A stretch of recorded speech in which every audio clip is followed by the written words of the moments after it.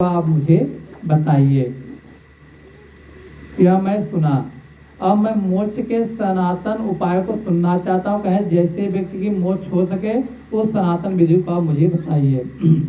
हे भगवान, हे देवस्य, हे शरणागत, सभी प्रकार के दुखों से मलिन तथा सारहित इस भयावह संसार में अनेक प्रकार के शरीर धारण करके अत्यंत जीव राशियाँ उत्पन्न होती हैं। कहा गया व्यक्ति संसार सागर में अनेक प्रकार के भयावह उत्पन्न होते हैं और उनका जो है किस प्रकार से कल्याण हो सकता है वह सब कुछ आप मुझे बताइए।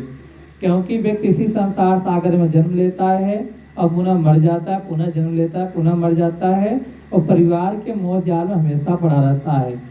तो प्रभु कोई ऐसा उपाय बताइए जिससे व्यक्ति मोह माया के जाल को छोड़ दे।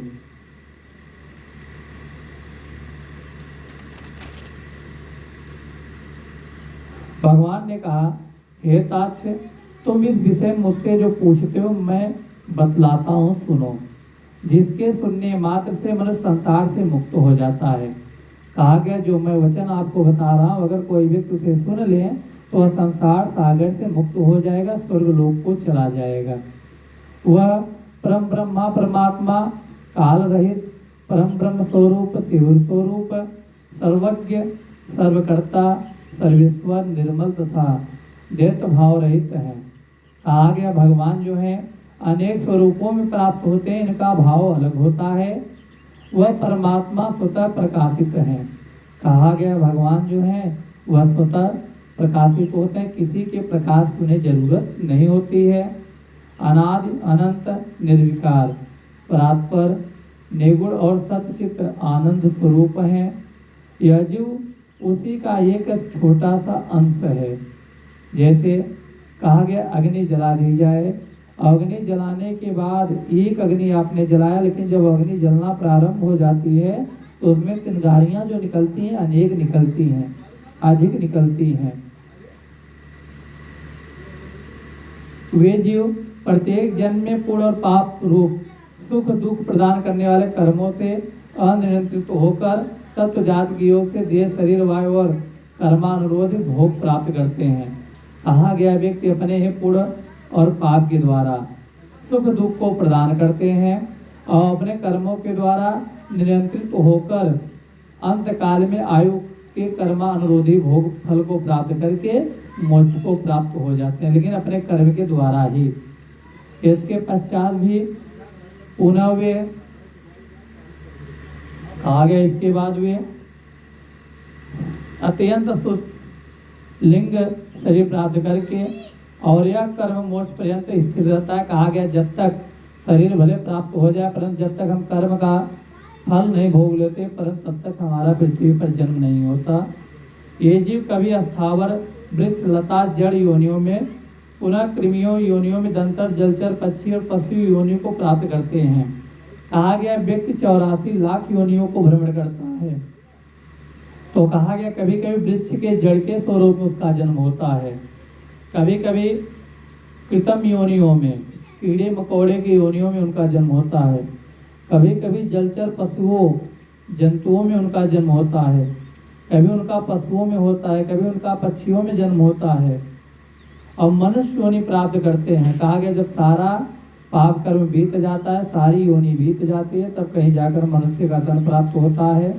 फिर धार्मिक मनुष्य के रूप में पुनः देवता तथा देव योगी के पश्चात क्रमशः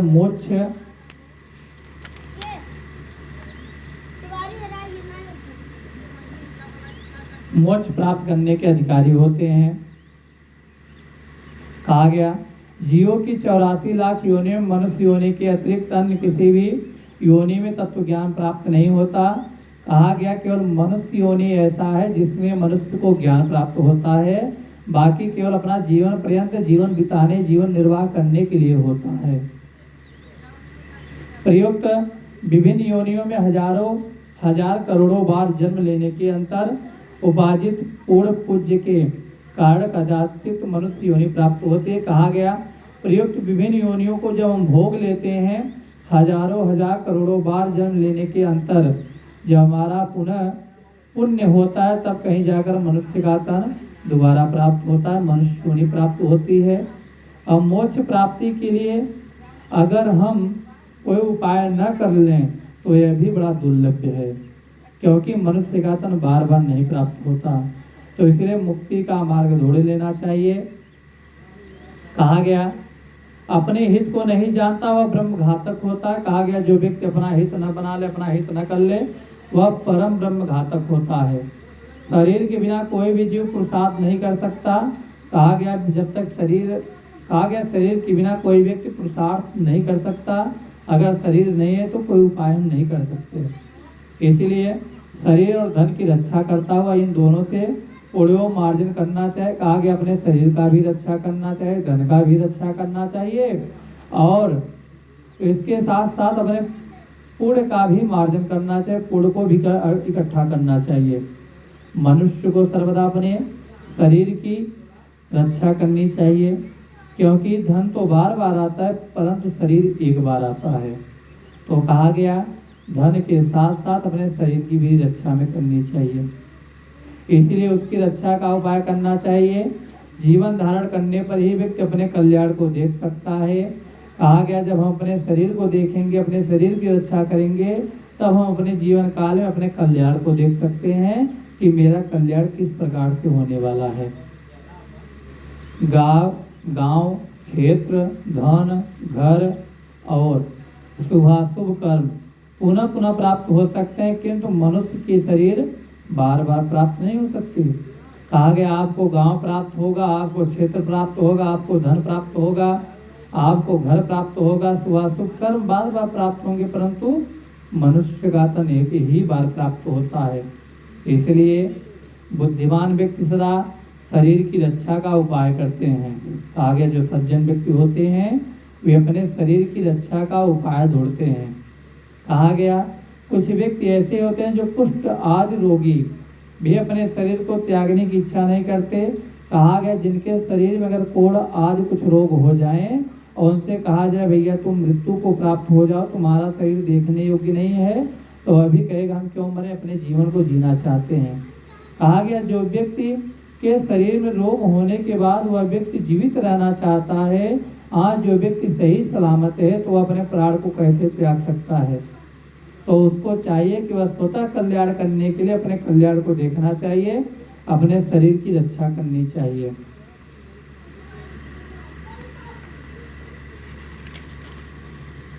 यदि मनुष्य स्वयं ही अपने आत्मा का अहित से निवारण नहीं कर लेता तो आत्मा का दूसरा कौन हितैषी होगा।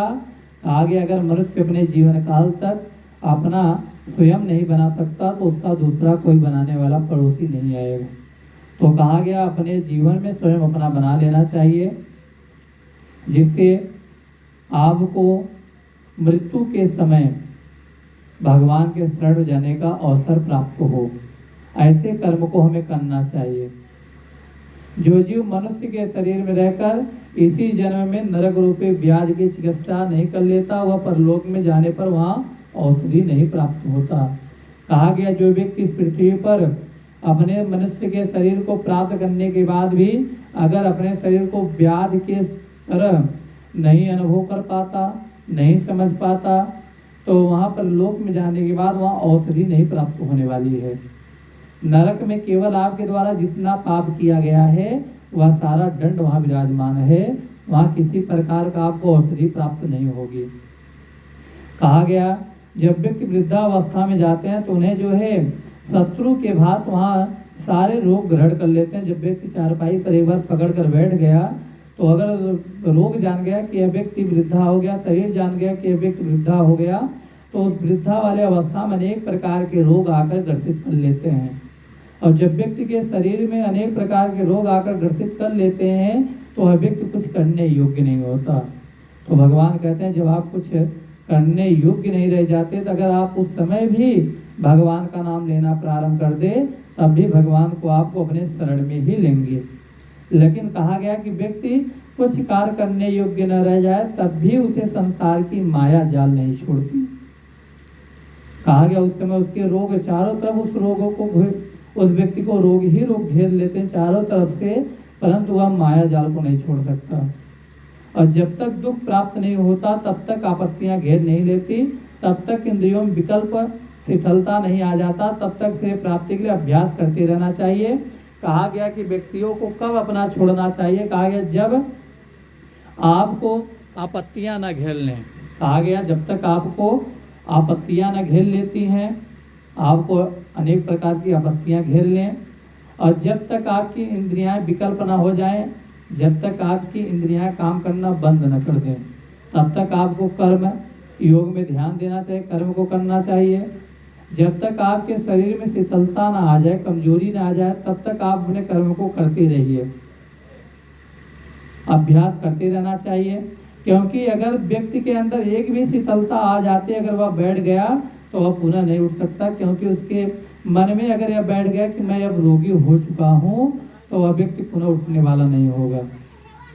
भवन में आग लग जाने पर, कहा गया भवन में आग लग जाने पर कौन सा ऐसा व्यक्ति है जो कुआं खोदे।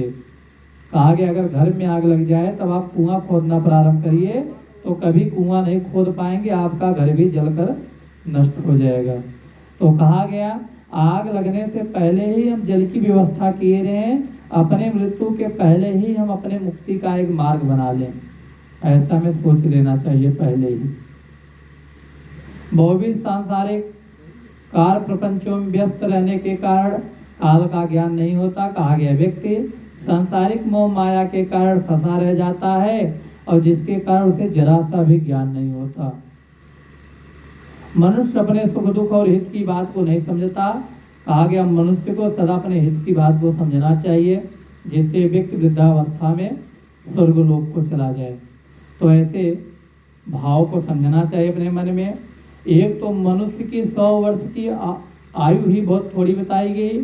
कहा गया जो मनुष्य की अवस्था बताई गई केवल 100 वर्ष बताई गई, और 100 वर्ष में मनुष्य जो है आधा बाल्यावस्था बिता देते हैं, आधा जो है आलस में बिता देते हैं, आधा निद्रा में बिता देते हैं। केवल मात्र 4 हिस्सा में एक हिस्सा मनुष्य अपना जीवन जीता है बस, और कुछ उसी में रोग हो जाता है तो उसका भी आधा बच जाता है। जो थोड़ा बचा है वह निसफल ही बात चला जाता है।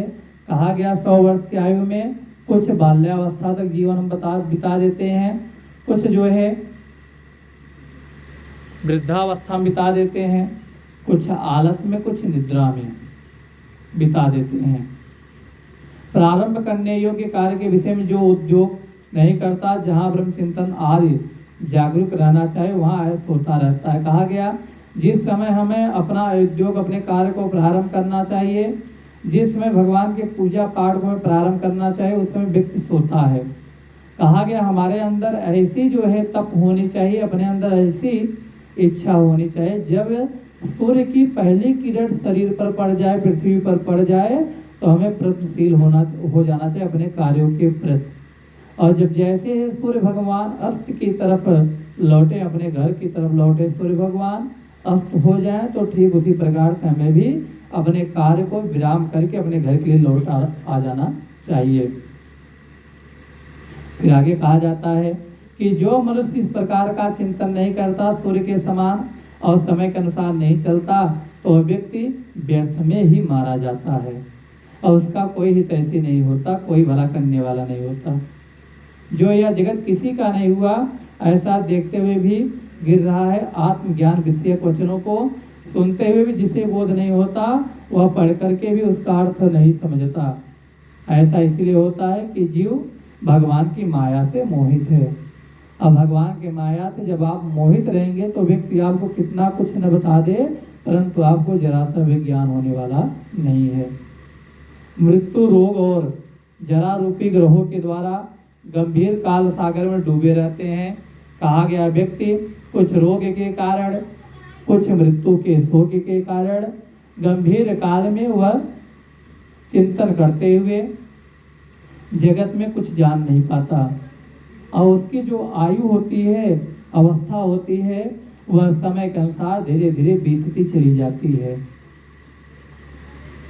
और जीव वैसे ही नहीं जान पाता जैसे कच्चे घड़े में जल भर कर रख दिया जाए और जल नीचे छेद कर दिया जाए उस घड़े में, तो बूंद बूंद जो है एक एक बूंद जो है जल गिरता चला जाता है। ठीक उसी प्रकार से व्यक्ति की प्राणवायु जो है धीरे धीरे बीतता चला जाता है। आकाश को खंड खंड करने की और तरंगों के गुफन की कल्पना भी संभव हो सकती है, परंतु आयु के शाश्वत होने की आस्था कदापि संभव नहीं हो सकती। कहा गया हम सब कुछ जान सकते हैं, कहाँ कहाँ संभव हो सकता है। आप बादल को खंड खंड कर सकते हैं, आप जो है सूर्य के किरण को अपने घर में आने से बचा सकते हैं, परंतु आप जो है अपने आयु की अवस्था को जो है रोक नहीं सकते। यह समय के अनुसार धीरे धीरे बीतता चला जाता है। कहा गया जिस काल के द्वारा पृथ्वी जल जाती है, कहा गया जिस काल के कारण पृथ्वी जल जाती है, मेरु पर्वत भी चूर चूर हो जाता है, सागर का जल भी सूख जाता है, ऐसे काल से मनुष्य को कौन बचा सकता है। कहा गया जब काल आ ही जाता है तो पृथ्वी को सुखा देता है, पृथ्वी को जला देता है, पर्वत को जला देता है, सागर के जल को सुखा देता है। तो जब मनुष्य के पास काल आएगा तो उसे कोई बचाने वाला नहीं होता, वह स्वयं जल जाता है। मेरा पुत्र, मेरी पत्नी, मेरा धन, मेरा घर, मेरे बांधो, इस प्रकार से व्यक्ति हाय हाय करता हुआ अंत में मोक्ष को प्राप्त हो जाता है। कल किए जाने वाले कार्य को आज और आज किए जाने वाले कार्य को अब, और तुरंत सभी कार्यों को हमें कर लेना चाहिए, क्योंकि हम कार्य की प्रतीक्षा कर सकते हैं परंतु मृत्यु हमारी प्रतीक्षा नहीं कर सकती। कहा गया तो किसी कार्य को रोकना नहीं चाहिए। वृद्धावस्था जिसको रास्ता दिखाने वाले अतियुग रोग ही जिसके सैनिक हैं, ऐसे मृत्यु रूपी शत्रु के तुम सन्मुख स्थित हो, फिर उस प्रबल शत्रु से रक्षा करने वाले परमात्मा की ओर क्यों नहीं देखते। कहा गया जिस प्रकार से वृद्धावस्था में आप चले गए और आपका इतना चिंतन होना चाहिए कि हम वृद्धावस्था में चले गए, हमारे मुक्ति का मार्ग है, हम मृत्यु को प्राप्त करेंगे, तो उस समय आपके पास अनेक प्रकार के रोग होंगे और जो रोग होंगे वही आपके सैनिक होंगे। तो आपके अंदर इतना क्षमता होना चाहिए कि आप अपने रोग से लड़कर और भगवान के नाम का चिंतन करने में सक्षम हो। जब जीव अपने देव को भी यहीं छोड़कर यमलोक चला जाता है तो फिर स्त्री, माता पिता, पुत्र आदि किस प्रयोजन से संबंध स्थापित किया जाए। कहा गया जब संसार सागर से शरीर से प्राणवायु जब निकल कर जाता है तो शरीर पृथ्वी पर ही रह जाता है, और जब पृथ्वी पर शरीर रह जाती है तो किसी का संबंध अधिक समय तक नहीं रह जाता। चाहे वह माता हो, चाहे पिता हो, चाहे वह पत्नी, चाहे पुत्र हो, सबका संबंध तभी तक रहता है जब तक आपके अंदर प्राणवायु स्थिर रहती है, तब तक। अंत में जितने भाई बंधु हैं सब शमशान घाट से लौट कर चले जाते हैं, कोई आपके साथ कहीं जाने वाला नहीं है। और भगवान कहते हैं अगर कोई चीज आपके पास साथ जाने वाला है तो केवल आपका कर्म है जो आपके साथ जाएगा, कर्म के अलावा दूसरा कुछ भी जाने वाला नहीं है। वही दुखी है। कहा गया संसार सागर में जितने दूर तक आपका संबंध फैलता जाएगा आप उतने मोहित जाल में पड़ते चले जाएंगे, मोह जाल में पड़ते चले जाएंगे। तो कहा जाता है संसार सागर में जब आप आए तो आपका लगाव ही कम हो, ताकि आपको वृद्धावस्था में माया जाल, मोह जाल कम जकड़े, ताकि आप भगवान के नाम का कीर्तन करने में सक्षम हो। दूसरा कोई भी कहीं भी सुखी नहीं होता। यह संसार सभी प्रकार के दुखों का उत्पस्थान है, सभी आपत्तियों का घर है। कहा गया संसार सागर जो कुछ है सभी प्रकार के दुखों का गृह कहा जाता है, घर कहा जाता है, और सभी प्रकार की आपत्तियां कही जाती हैं। सब कुछ प्राप्त होता है व्यक्ति को, सभी पापों का आश्रय स्थान है। कहा गया यहीं पर व्यक्ति पाप भी करता है और पुण्य भी करता है, और इसीलिए ऐसे शरीर को क्षण मात्र में त्याग देना चाहिए। कहा गया अगर आप अपने मार्ग पर नहीं चल पा रहे हैं तो अपने शरीर को जो है क्षण मात्र में ही त्याग देना चाहिए। लोह एवं लकड़ी से बने हुए पासों से बधा हुआ मनुष्य मुक्त हो सकता है, किंतु पुत्र और पत्नी रूपी पासों से बधा मनुष्य कभी भी मुक्त नहीं हो सकता। कहा गया जिस प्रकार से लोह एवं लकड़ी को एक साथ बांध कर रख दिया जाए, अंतकाल में अगर आप वहां से तोड़ेंगे निकालेंगे तो छूट जाता है। परंतु इस संसार सागर में जिसका मोह और माया पुत्र और पत्नी के साथ हो गया तो वह कभी भी मुक्त नहीं हो सकता, कभी भी वह मोह जाल से नहीं छूट सकता। मनुष्य अपने मन को प्रिय लगने वाले जगत में जितने पदार्थों से संबंध बनाता है उतने ही अधिक शोक के कीड़े उसके हृदय में गढ़ते चले जाते हैं। तो कहा जाता है संसार सागर में हमें वृद्धावस्था मोह को त्याग देना चाहिए, भगवान का नाम का जप करना चाहिए। अगर हम अत्यंत मोह करते रह जाएंगे तो जितना बड़ा माया फैलाएंगे उतना ही दुख हमारे हृदय में प्राप्त होगा। यह बड़े खेद की बात है।